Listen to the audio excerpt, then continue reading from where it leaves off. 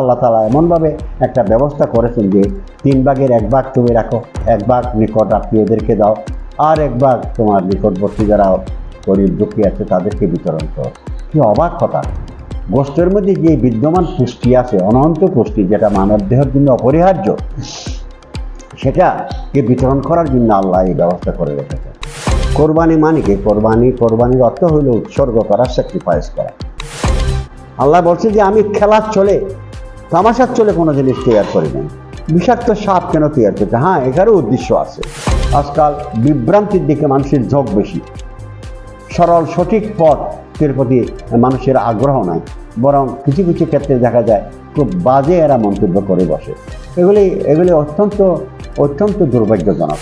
এখানে কেউ দরিদ্র থাকার কথা ছিল না, তারপরেও বিভিন্ন কারণে, বিভিন্ন কৌশলে, বিভিন্ন রকমের চক্রান্ত, ষড়যন্ত্র, রাজনৈতিক উদ্দেশ্য প্রণীত হয়ে দেশি বিদেশি বিভিন্নভাবে এই দেশের মানুষ শোষিত হয়েছে, প্রতারিত হয়েছে, বঞ্চিত হয়েছে। বিদ্যা মানে জ্ঞান না, বিদ্যা মানে সাম প্রিন্টেড সেন্টেন্সেস। আর জ্ঞান মানে বিদ্যান লোক জ্ঞানী হবে এমন কোনো কথা নাই, কিন্তু জ্ঞানী লোককে বিদ্যান হইতে হয়। সবাইকে অনেক অনেক ধন্যবাদ। ঈদ মোবারক।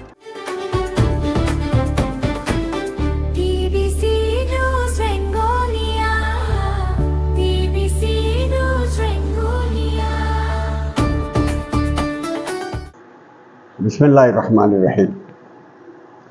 আসসালামু আলাইকুম ওয়া রাহমাতুল্লাহ। আল্লাহর কাছে লাখ লাখ শুকর। আল্লাহ তাআলা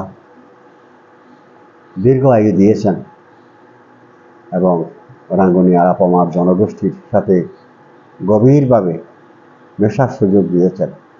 তাদের সীমাহীন অনন্ত নিঃশর্ত ভালোবাসা পেয়েছি। আমি নিজেকে খুবই ভাগ্যবান এবং ধন্য মনে করি। আজকের সামনের আগামী ঈদের আজহা উপলক্ষে দুটি কথা বলতে চাই। আমার অত্যন্ত আপনজন, অনেক নিকটবর্তী লোক, প্রিয়জন দুনিয়া থেকে নাই বিদায় নিয়েছেন। তাদেরকে আল্লাহ জান্নাত নসিব করুক, আল্লাহ তাদের সকল গুনাহ মাফ করে দিক। আজকের প্রজন্মের মধ্যে অনেকের কাছে আমি বাই ফেস হয়তো পরিচিত না, তারা হয়তো বাই নেম আমাকে চেনে, আমাকে চেনে। তারপরেও আমি রাঙ্গুনিয়ার মানুষকে শ্রদ্ধার সাথে, ভালোবাসার সাথে আমি স্মরণ করে নিজে খুব আনন্দ পাই এবং ধন্য হই। ঠিক সেই উদ্দেশ্যেই দুটি কথা বলা। এককালে ঈদুল আজহার কোরবানি খুব কম লোকই নসিব করছে, কারণ তখন মানুষের অবস্থাই এরকম ছিল। থাকার পিছনে অনেক কারণ আছে, সেই কারণ তো এখন এই মুহূর্তে বলা যাবে না, অনেক লম্বা কথা। কারণ এই বাংলার ভূমি অত্যন্ত সমৃদ্ধ, ধনশালী এই ভূমি। এখানে কেউ দরিদ্র থাকার কথা ছিল না, তারপরেও বিভিন্ন কারণে, বিভিন্ন কৌশলে, বিভিন্ন রকমের চক্রান্ত, ষড়যন্ত্র, রাজনৈতিক উদ্দেশ্য প্রণীত হয়ে দেশি বিদেশি বিভিন্নভাবে এই দেশের মানুষ শোষিত হয়েছে, প্রতারিত হয়েছে, বঞ্চিত হয়েছে। আলহামদুলিল্লাহ, মানুষ এখন স্বাচ্ছন্দ্যে কোরবানিতে শরীক হচ্ছে, কোরবানি দিতে পারতেছে, যাতে করে দুনিয়ার সব মানুষ, গোষ্ঠের যে পুষ্টি, এটা অত সহজে সাধারণ আমজনতার জন্য সম্ভব ছিল না। এখনকার কথা ভিন্ন। ঠিক সেই কারণে হয়তো আল্লাহ তাআলা এমনভাবে একটা ব্যবস্থা করেছেন যে 3 ভাগের 1 ভাগ তুমি রাখো, 1 ভাগ নিকট আত্মীয়দেরকে দাও, আর 1 ভাগ তোমার নিকটবর্তী যারা গরিব দুঃখী আছে তাদেরকে বিতরণ করো। কি অবাক কথা! আল্লাহ তাআলা কোরবানির হুকুম কেন দিছে? কোরবানির হুকুম হযরত ইব্রাহিম আলাইহিস সালামের মাধ্যমে কোরবানির হুকুম, যিনি আমাদের দিনগুলির পিতা বলে, দিনের পিতা।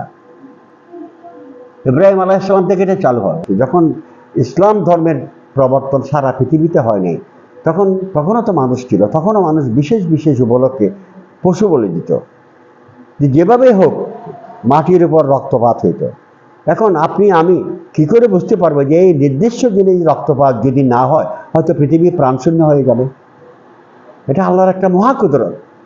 আল্লাহ বলছে যে আমি খেলার চলে, তামাশার চলে কোনো জিনিস তৈরি করি নাই। বিষাক্ত সাপ কেন তৈরি করছে? হ্যাঁ, এখানেও উদ্দেশ্য আছে।